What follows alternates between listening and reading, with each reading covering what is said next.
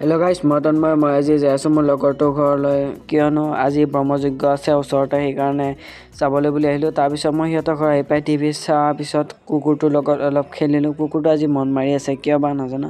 তাৰপিছত সিও ৰেডি হোৱা হৈ গ'ল। তাৰপিছত আমি দুয়োটাই সিহঁতৰ ঘৰৰ পৰা ওলালোঁ ব্ৰহ্মযজ্ঞ চাবলৈ, মানে ওচৰতে হৈছিল ব্ৰহ্মযজ্ঞ। তাৰপিছত আমি ব্ৰহ্মযজ্ঞ ওচৰ পালোঁ আহি আৰু তাৰপিছত এয়া হৈছে গেটখন এনেকৈ সুন্দৰকৈ বনাইছে। তাৰপিছত আমি ভিতৰলৈ গৈ কেনে ডাইৰেক্ট খাব পালোঁ। খোৱা হোৱাৰ পিছত আমি এফালৰ পৰা বস্তুবোৰ চাই যাব ধৰিলোঁ। তাৰপিছত দেখিলোঁ যে ইমান সৰু সৰু জাকৈ, খালৈ, ডলা, চালনী এনেদৰে আঁৰি থৈ দিছে বেৰা। তাৰপিছত আমাৰ সকলোৰে মৰমৰ পিতাজীক দেখিলোঁ, মানে গান্ধীজীক গাইছ।